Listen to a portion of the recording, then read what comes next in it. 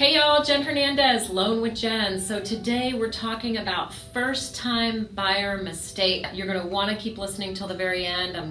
I really want to keep it short, but I want to make sure you stay informed. One of the first and foremost mistakes we see people make is out looking for houses with no pre-approval. They have not talked to a lender. They're going to open houses on the weekend.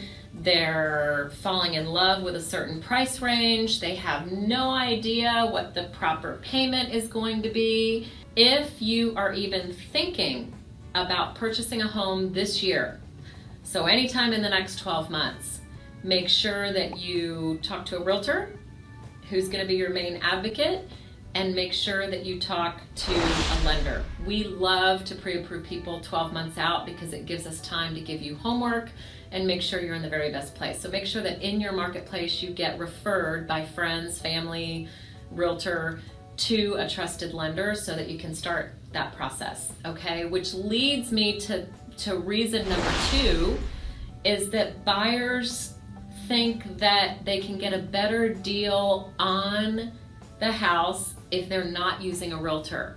So I'm just going to be super clear with you guys. We've got clients that insist that, oh no, we're buying from the owner, we don't need a realtor, they're going to discount the price, we're going to get this better deal. I just want to tell you that the times that really is true is super low, like a super low percentage. We never see appraisals come back for this gargantuan amount over and above the price that they're buying for it. Sellers are human. They want to keep as much money in their pocket as they can. Realtors do not cost the buyer money. Realtors' commission is paid by the seller. The seller, when they list their house with another realtor on the NMLS, are expecting to pay a certain commission. Buyers use a realtor. They can be your advocate. They will keep you from making other mistakes that I'm not going to talk about in the video, things about inspections and negotiating and leaving money on the table. Definitely talk to a realtor about being your advocate. They are like the nucleus and the whole center of coordinating all the different parts together in buying a house, okay? So thumbs up, realtors definitely is going to help you guys not make mistakes, okay?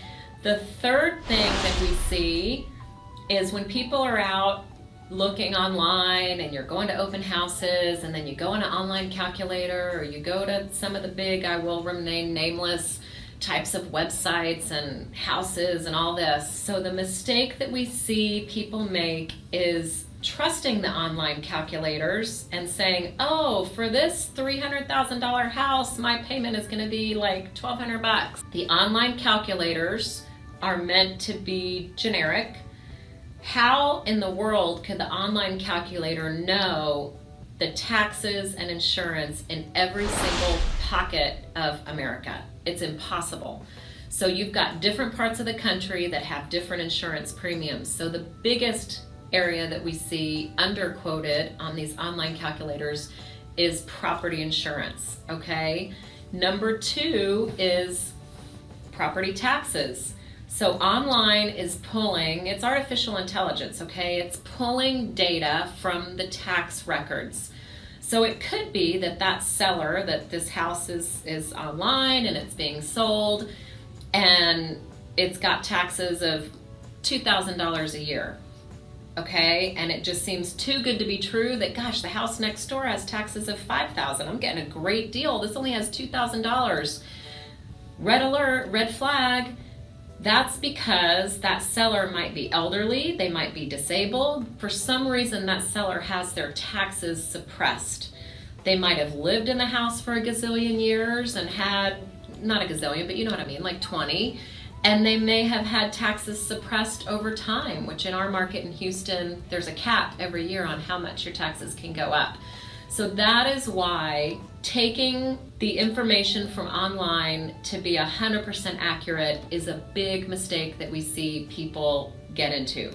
So that's another reason why you should talk to a lender. A local lender, not a national lender who also does not know your local area, making sure you talk to a local lender that understands local taxes, understands local insurance premiums, homeowners insurance premiums, super, super important, okay? The fourth mistake that we see home buyers make is thinking that they have to put 20% down. Not true. You can get into a home for as little as 3% down if you purchase on a conventional loan, and 3.5% down if you purchase on an FHA loan. Now, go to my channel, Loan with Jen, make sure you like and subscribe. I've got some other videos there that I've made about differences between FHA and conventional, okay? So make sure you check those out. But 20% down, you don't have to do it. You can definitely put down, whether you're first time home buyer or not, you can put low down payment on a home, okay? Anywhere from 3 to 5% depending on first time or not first time.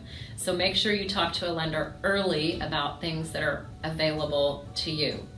Now, the fifth and final mistake that I have for you is consumers thinking that the online credit score that they're getting from their credit cards giving them free credit score. I use Mint to categorize all my expenses. They're always trying to shove my credit score down in my vision.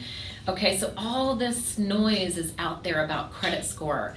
So I want to let you know, not all credit scores are created equal. It's super important. The very best website that I like to talk about is myfico.com, MYFICO. Go to the education tab and it's got great information about how FICO started back in the 50s, what FICO is, and did you know that there's over 25 different formulas of FICO? So not all of them are created equal and not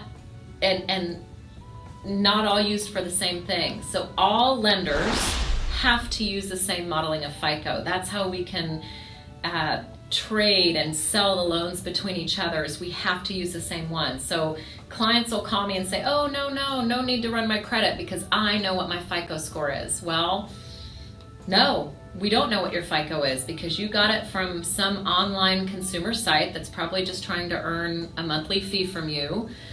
And you got that credit score, and it's 9 times out of 10, it is different than what we pull. And there's no formula to it. Sometimes it's lower, sometimes it's the same, and sometimes it's higher. So there's no rhyme or reason with it. But the first thing I want you to know is that it is not the mortgage score. So make sure that a lender is pulling your credit. I've got another video. Make sure to check out Loan with Jen, my YouTube channel, about the truth about credit inquiries. I've got another video there that's got a lot of information on it. So if you're interested in that, you can watch that there. So again, first time home buyer mistakes. I've got the 5 things that I think are the most important, or the most that I see. I hope that you learned a lot from this video. Call your lender today, get pre-approved, and have a great home ownership experience. Talk to you soon.